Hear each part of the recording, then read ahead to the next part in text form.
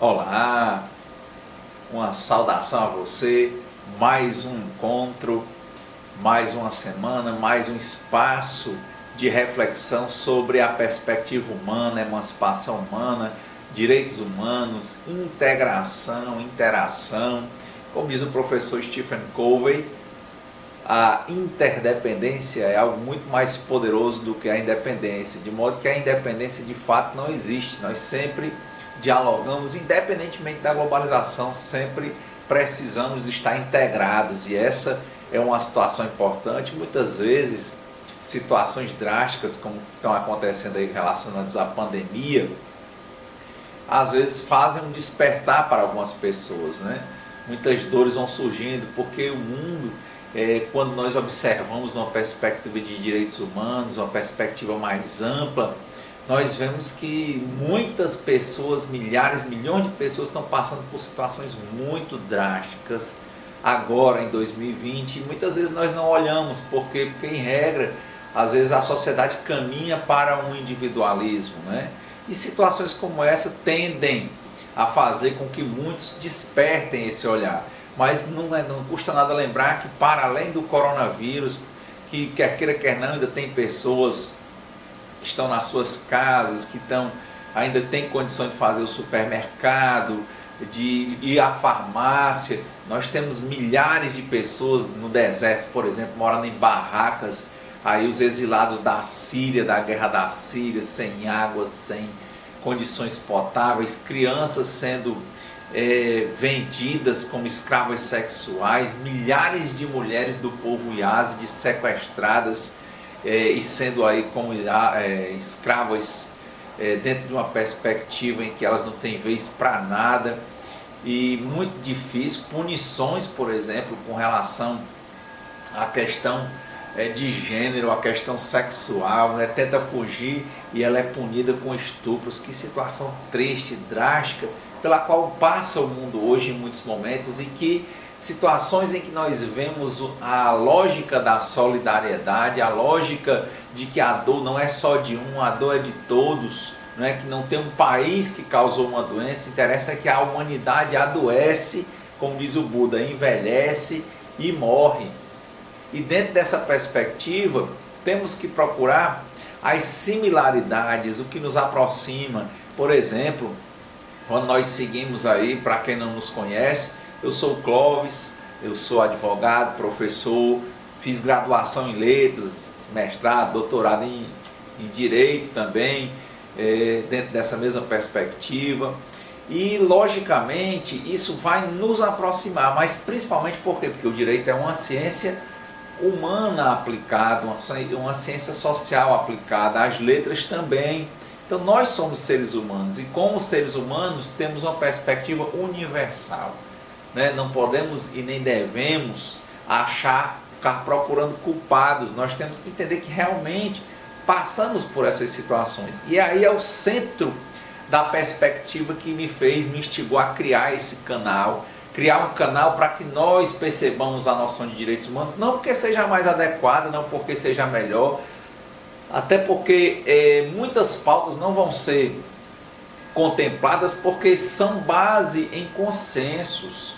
Quer queira, quer não, com todas as dificuldades, a pauta dos direitos humanos hoje ela é uma pauta muito forte, muito relevante, porque, por exemplo, quando se trata de um tratado da Organização das Nações Unidas, nós temos, por exemplo, 193 estados que são membros das Nações Unidas. Trata-se de um tratado, por exemplo, da Organização Internacional do Trabalho, em torno de 187 estados membros da OIT. Aí vem a Organização Mundial de Saúde, a Organização Pan-Americana de Saúde, a Organização dos Estados Americanos. Para quem descumpre essas normas, tem tribunais específicos para manejarem essas normas em cima dessa boa-fé na sociedade internacional, como a Corte Interamericana de Direitos Humanos, como a Corte Internacional de Justiça junto à ONU, o Tribunal Penal Internacional. Quer dizer, é muito interessante perceber que dentro de todas as dificuldades há essas pautas de integração, há essas pautas de avanço, pautas que são necessárias para o nosso crescimento enquanto pessoas, dentro dessa perspectiva humana. E aí, nesse caso, trazemos hoje uma noção específica sobre o Tratado de Viena, que é o tratado que versa sobre essa pactuação de tratados. Não é muito importante porque, como dissemos, os direitos humanos, eles advêm de uma pauta universal, dentro de uma pauta que segue uma perspectiva de multilateralidade, ou seja, é algo que cria normas que devem ser aplicadas por todos os estados do mundo, independentemente, inclusive, de serem membros da Organização das Nações Unidas. Por quê? Porque tem a ver com o ser humano em si, tentar evitar ao máximo o sofrimento humano, tentar garantir ao máximo a otimização da dignidade da pessoa humana, tentar nessa perspectiva criar um espaço ou vários espaços de diálogo entre os estados para que eles realmente priorizem e manejem os seus recursos a nível de políticas públicas para garantir o cumprimento das pautas mínimas de dignidade das pessoas humanas, levar essas questões a sério,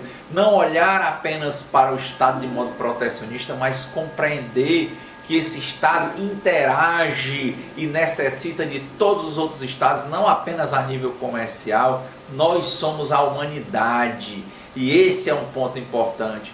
Esse é um momento de crescimento, esse é um momento de avanço para nós que estamos passando por certas dores, para que nós entendamos que as dores estão no mundo e que nós devemos cada dia mais ser solidários, estarmos exatamente na perspectiva da valorização humana e vencermos a noção apenas da individualidade. Como dissemos do professor Stephen Covey, a individualidade, a independência pura, ela não existe.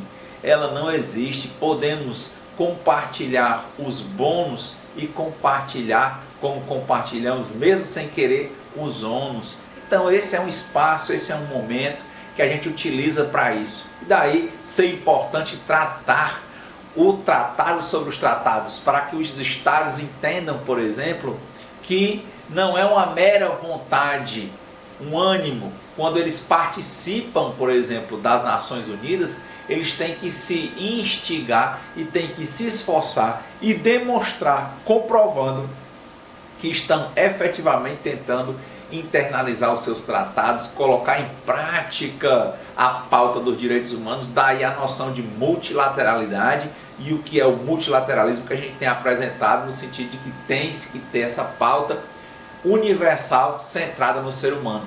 É evitar ao máximo o sofrimento, ampliar ao máximo a dignidade. E é para isso que nós vamos hoje tratar sobre o Tratado de Viena, o tratado que versa sobre os tratados, a sua ratificação, vigência e eficácia. Numa primeira perspectiva, nós vamos apresentar a internalização dele no Brasil, né? A Convenção de Viena sobre o Direito dos Tratados, que tem 85 artigos e um anexo, né? Ela se insere dentro de um decreto que foi ratificado pelo Brasil. Antes disso, o Congresso Nacional aprovou, por meio do decreto legislativo número 496, de 17 de julho de 2009, a Convenção de Viena sobre o Direito dos Tratados, que foi concluída em 23 de maio de 1969, mas o Brasil fez reserva aos artigos 25 e 66, que a gente vai dar uma noção já já sobre o porquê dessa reserva e o que centralmente tratam esses dois artigos. E no decreto, o governo brasileiro, depois do decreto legislativo, depositou o instrumento de ratificação da referida convenção junto ao secretário-geral das Nações Unidas em 25 de setembro de 2009. Veja a atualidade dessas pautas e ainda estávamos atrasados, que é um tratado de 69, né? Dentro dessa mesma perspectiva, o chefe do Poder Executivo fez o decreto 7030 de 14 de dezembro de 2009, no qual ele promulga a Convenção de Viena sobre o Direito dos Tratados, que foi concluída em maio de 69, também mantendo a reserva nos artigos 25 e 66.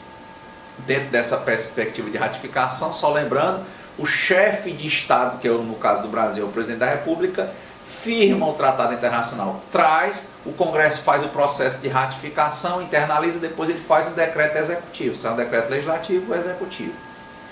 No artigo 1º diz que a Convenção de Viena sobre o Direito dos Tratados, concluída em 23 de maio de 69, com reserva aos artigos 25 e 66, apensa por cópia ao presente documento, será executada e cumprida tão inteiramente como nela se contém. Lembrando, não haverá ressalva, salvo esses dois artigos. Quais artigos? Artigo 25 da Convenção de Viena, que é a Convenção sobre os Tratados, que fala sobre aplicações provisórias. Diz aí no item 1 do 25 que um tratado ou uma parte do tratado aplica-se provisoriamente enquanto não entra em vigor se, item A, o próprio tratado assim o dispuser, item B, os estados negociadores assim acordarem por outra forma. Então, no artigo 66, fala sobre o processo de solução judicial, de arbitragem e conciliação. Então, esses foram os ressalvados. É interessante entender que o Brasil não quis dar carta branca para todo tipo de tratado que viesse. Foi só isso que ele fez. Que não iria aceitar uma vigência sem que houvesse primeiro um processo de internalização. E no segundo, diz que as soluções de conflito com relação a esses tratados, logicamente, ele também não ia, no primeiro momento, levar para acordo, já que ele ia avaliar se ele ratificava ou não. E assim, no decreto de ratificação do Brasil, no artigo 2º, diz que são sujeitos à aprovação do Congresso Nacional quaisquer atos que possam resultar em revisão da Convenção de Viena ou que acarretem encargos ou compromissos gravosos ao patrimônio nacional, nos termos do artigo 49, inciso 1 da Constituição. O que a República Federativa do Brasil está dizendo nesse sentido? Está dizendo que se houver alteração no tratado, na Convenção de Viena, logicamente o Congresso vai revisar a sua aprovação.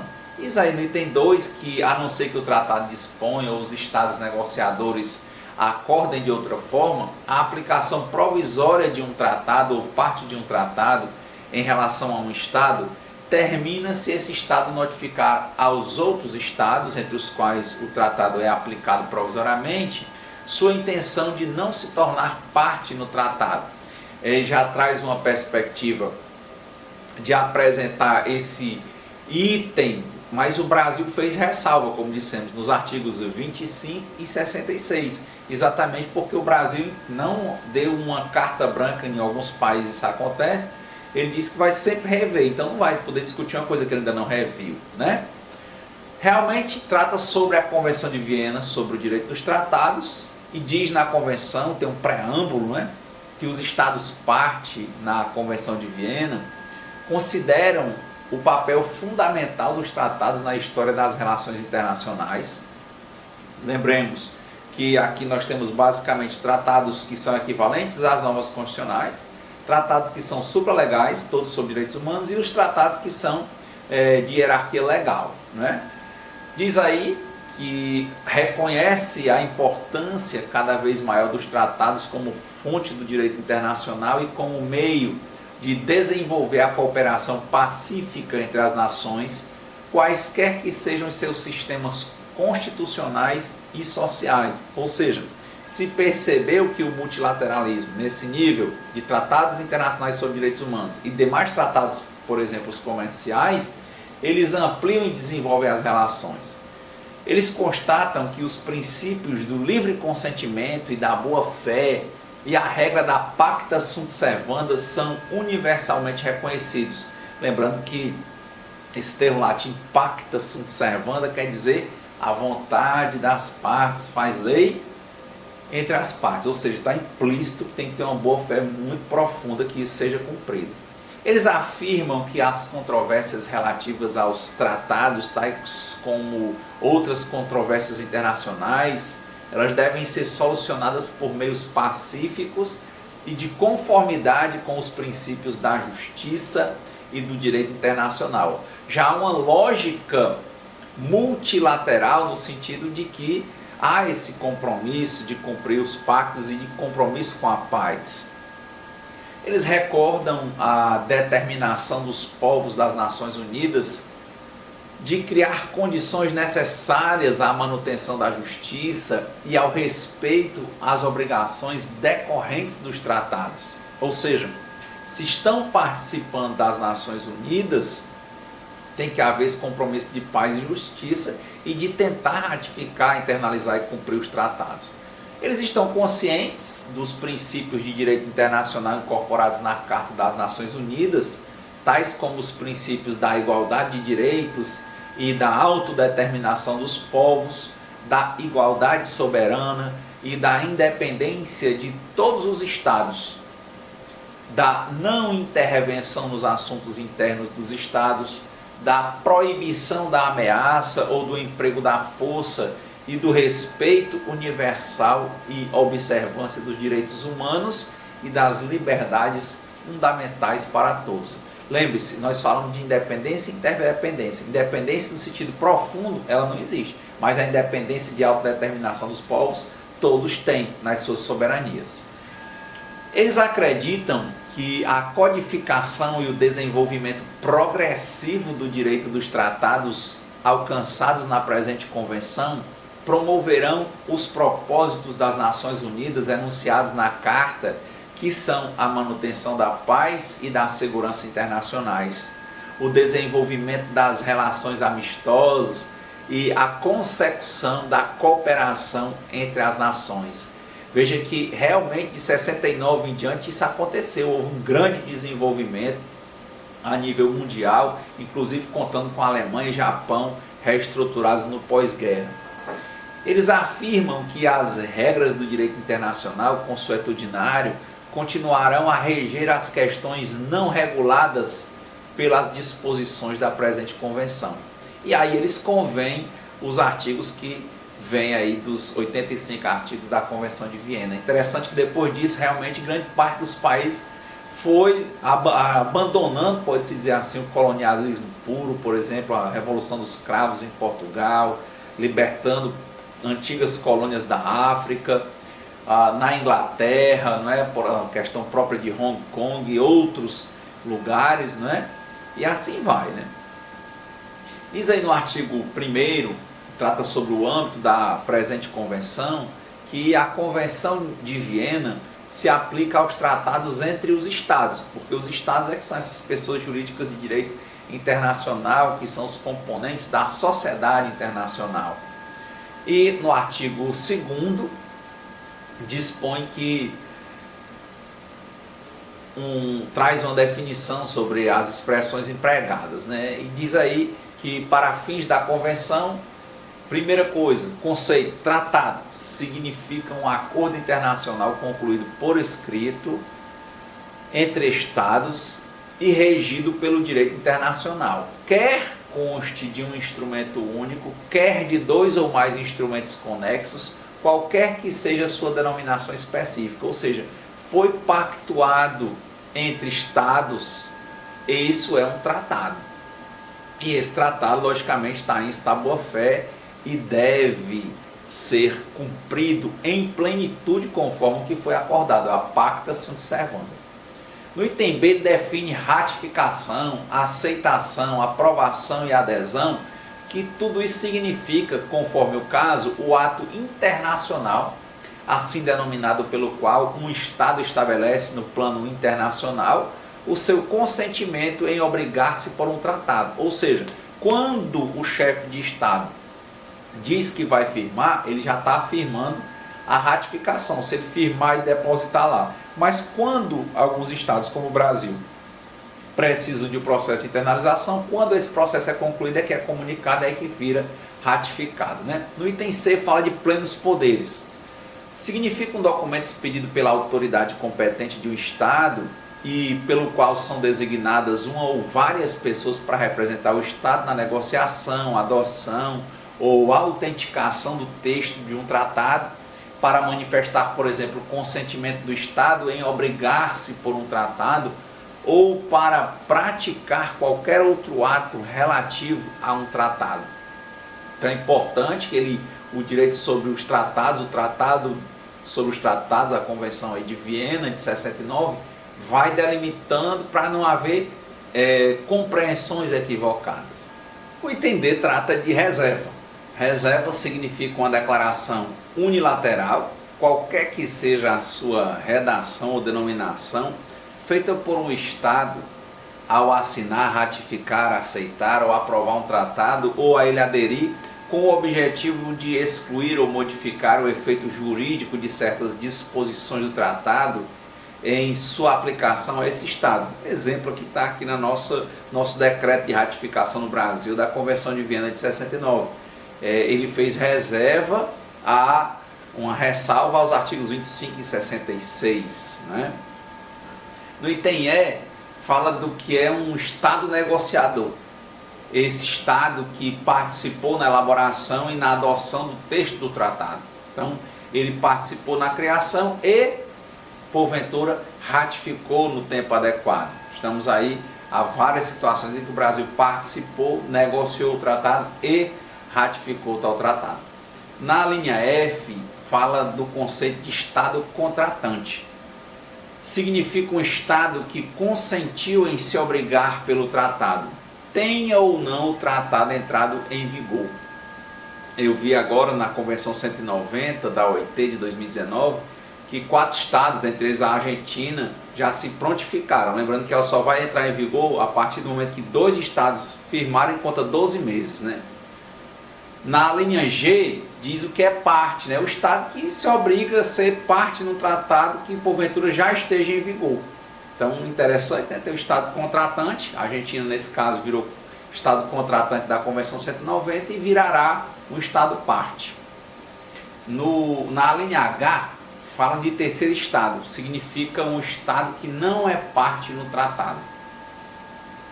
Então, ele está lá no primeiro momento, o Brasil não estaria, nesse caso da 190, nesse sentido de contratante, porque ele participou da negociação, mas ainda não ratificou. Né? E tem aí, organização internacional, é essa organização intergovernamental, como é o caso da Organização aí das Nações Unidas, né? Tem vários governos, 193 na sua composição. No item 2 diz que as disposições do parágrafo 1 relativas às expressões empregadas na presente convenção não prejudicam o emprego dessas expressões nem os significados que lhes possam ser dados na legislação interna de qualquer Estado. Ou seja, isso é um texto para ser usado pelos Estados a nível de sociedade internacional nos seus diálogos, para ter uma uniformidade no texto, independentemente do que eles acharem internamente. Né? No artigo 3, fala de acordos internacionais e tratados no âmbito da presente convenção.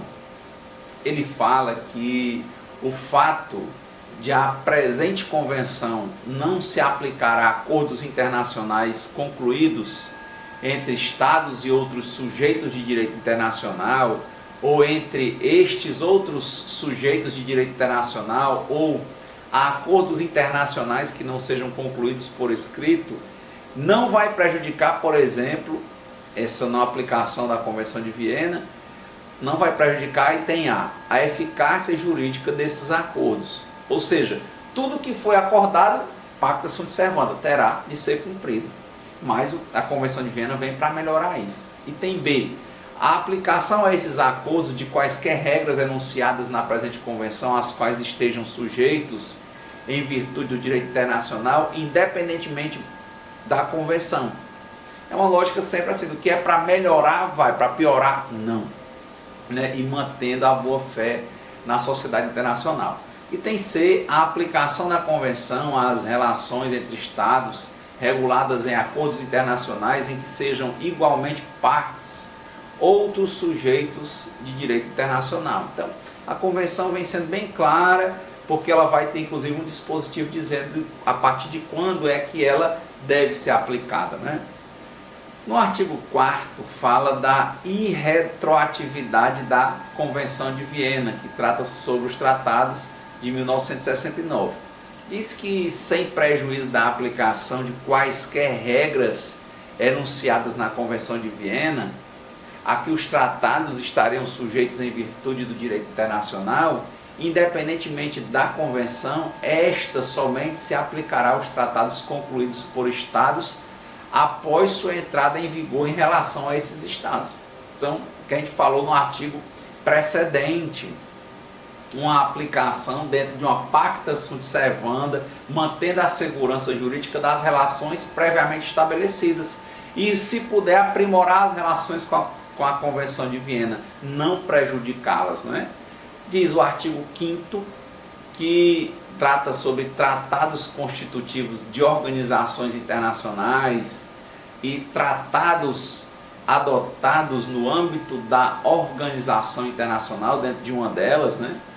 A Convenção de Viena se aplica a todo tratado que seja, porventura, instrumento constitutivo de uma organização internacional e a todo tratado adotado no âmbito de uma organização internacional, sem prejuízo de quaisquer normas relevantes da organização. Ou seja, como ela vem trazer um procedimento, uma padronização de condutas, de termos, ela se aplica a qualquer uma, mas não prejudica nada que porventura já esteja dando certo nos regramentos anteriores à existência da Convenção de Viena. Na parte 2, trata sobre conclusão e entrada em vigor de tratados.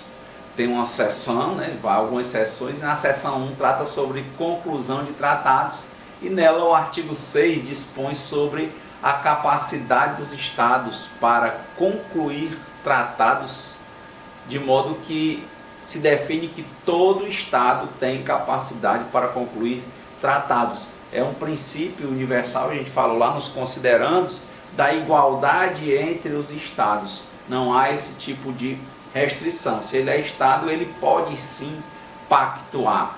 É um ponto também relevante. No artigo 7º, trata sobre os plenos poderes. Aí, plenos poderes para negociar, para transacionar.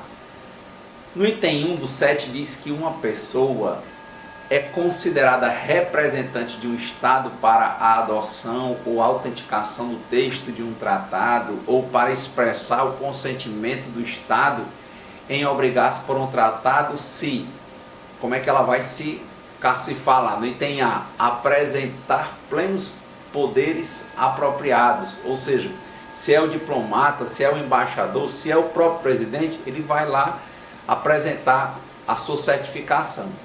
Item B, a prática dos Estados interessados ou outras circunstâncias indicarem que a intenção do Estado era considerar essa pessoa seu representante para esses fins e dispensar os plenos poderes, ou seja, se ele não tem documentado, tem que ver a prática do Estado, depende do que está acontecendo. Às vezes não dá tempo de documentar, mas precisa, é uma reunião fundamental.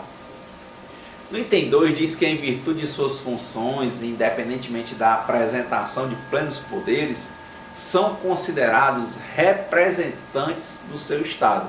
Ou seja, já se pressupõe, não precisa se registrar a nível de se documentar. Por exemplo, item A, os chefes de Estado, os chefes de governo e os ministros das relações exteriores para a realização de todos os atos relativos à conclusão de um tratado. Então, eles sendo já conhecidos e reconhecidos, não precisam demonstrar formalmente, provar, né? Na linha B fala, os chefes de missão diplomática para a adoção do texto de um tratado entre o Estado acreditante e o Estado junto ao qual estão acreditados. Nós temos, por exemplo, a doutora Ferrari, lá em Genebra, na Suíça, que é a chefe da missão diplomática do Brasil, né? Item C, os representantes acreditados pelos Estados perante uma conferência ou organização internacional ou um de seus órgãos para a adoção do texto de um tratado em tal conferência, organização ou órgão.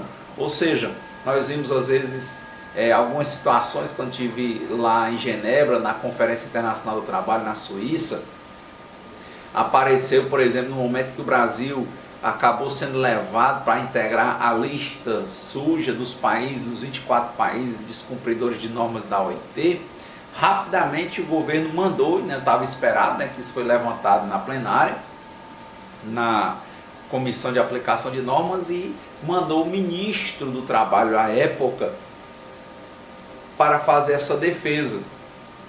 ele foi creditado. Isso em 2018. Em 2019 não existia mais o Ministério do Trabalho nesse atual governo, e ele mandou o secretário ligado a essas relações de trabalho, o secretário Bruno Dalcomo, né? Então, dentro dessas perspectivas, ele foi lá acreditado para defender e falar pelo Brasil, se fosse o caso, contratar. No caso, ele não firmou nenhum tratado, e lá também tinha a chefe da missão diplomática, uma diplomata de carreira, a doutora Ferrari, mas quem estava lá para falar pelo Brasil, fazer essa defesa, nesse momento não era ela, porque ele foi acreditado, foi lá para isso, para fazer a defesa específica da posição do país quanto ao cumprimento das normas da OIT. Então, é interessante ter uma noção sobre o Tratado dos Tratados, sobre a Convenção de Viena de 1969, principalmente porque há uma padronização para se entender a linguagem a nível internacional. Independentemente de como se diga nacionalmente, internacionalmente, para que se pactue, para que se tenha melhor segurança nas relações entre os estados, é bom ter uma uniformização. E é isso que esse tratado faz. Concluindo aqui com noções, é importante uma parte essencial do direito, a parte de interpretação dos tratados. E aqui na Convenção de Viena, diz o artigo 31, traz uma regra geral de interpretação.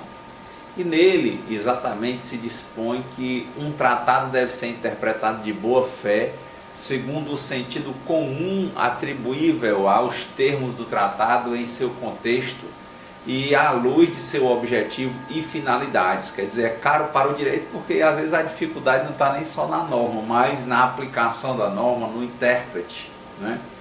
E aí vem o item 2, que para os fins de interpretação de um tratado, o contexto compreenderá, além do texto, seu preâmbulo e anexos. É uma questão que ele já considera o preâmbulo com uma força normativa, porque será utilizado nas interpretações. Item A. Qualquer acordo relativo ao tratado e feito entre todas as partes em conexão com a conclusão do tratado também vai ter que integrar o nível de interpretação, ou seja, é um sistema, um microsistema, é um todo. B. Qualquer instrumento estabelecido por uma ou várias partes em conexão com a conclusão do tratado e aceito pelas outras partes como um instrumento relativo ao tratado. Ou seja, a pacta sunt servanda, a vontade entre as partes, faz lei entre as partes, o princípio universal da boa-fé dentro da sociedade internacional, não é? Item 3. Serão levados em consideração juntamente com o contexto: a.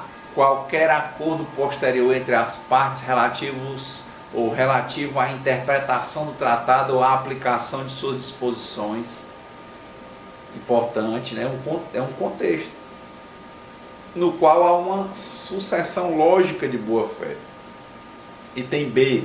Qualquer prática seguida posteriormente na aplicação do tratado pela qual se estabeleça o acordo das partes relativo à sua interpretação.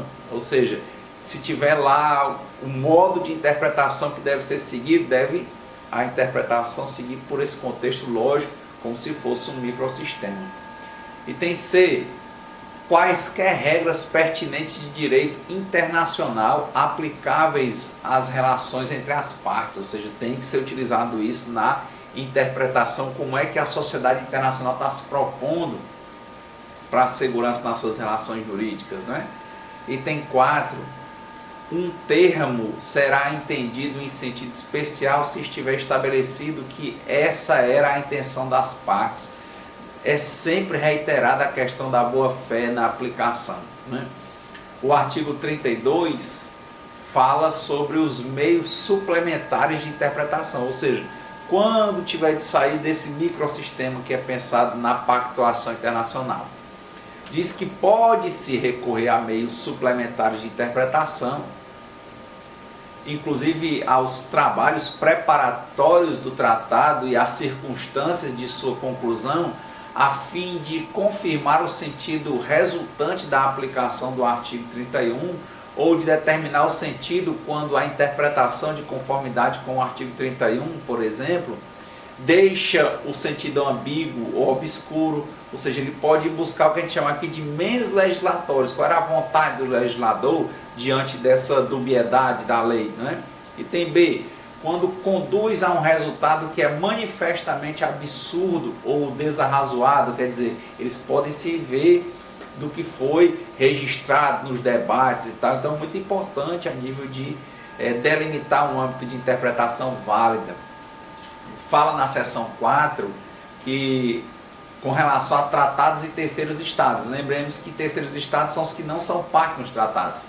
Diz o artigo 34 que tem uma regra geral com relação a terceiros estados. E ela dispõe que um tratado não cria obrigações nem direitos para um terceiro estado sem o seu consentimento. Essa é a regra geral.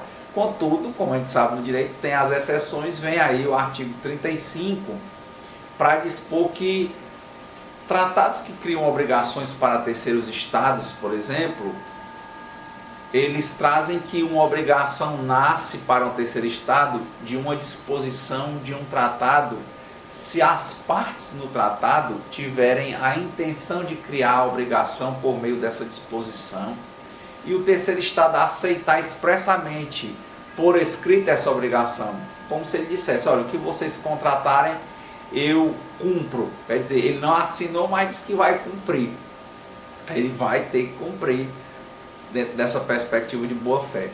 No artigo 36 diz, por exemplo, que tratados que criam direitos para terceiros estados, em primeiro lugar, um direito nasce para um terceiro estado de uma disposição de um tratado, se as partes no tratado tiverem a intenção de conferir.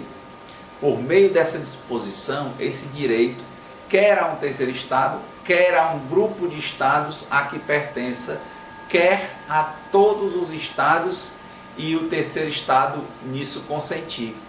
Presume-se o seu consentimento até a indicação em contrário, a menos que o tratado disponha diversamente. Ou seja, não há nada impositivo, é tratado, tem que ser acordado. Por mais que ele não assine o tratado, esse terceiro estado tem que de alguma forma manifestar o interesse em cumprir o que está disposto, né? Um Estado que exerce um direito, nos termos do parágrafo 1º, de respeitar o exercício desse direito, as condições previstas no tratado ou estabelecidas de acordo com o tratado, como estamos dizendo, ele tem que sinalizar de alguma forma que vai se submeter ao que foi pactuado pelos outros Estados. Nessas regras de interpretação, o artigo 43 fala sobre as obrigações impostas pelo direito internacional independentemente de um tratado. Aí tem a ver com as regras de boa convivência, né? A nulidade de um tratado, sua extinção ou denúncia, a retirada de uma das partes ou a suspensão da execução de um tratado em consequência da aplicação da presente convenção ou das disposições do tratado não prejudicarão de nenhum modo o dever de um Estado de cumprir qualquer obrigação enunciada no tratado, a qual estaria sujeito em virtude do direito internacional, independentemente do tratado. Ou seja, dentro dessa regra, né, se era algo que era imposto, por exemplo, às vezes deveres de bem, de preservação para todos os estados, ele não vai poder se esquivar de cumprir dentro dessa perspectiva que se trata, por exemplo, de algo que tem a ver com uma implicação em todos os estados do globo, nessa perspectiva.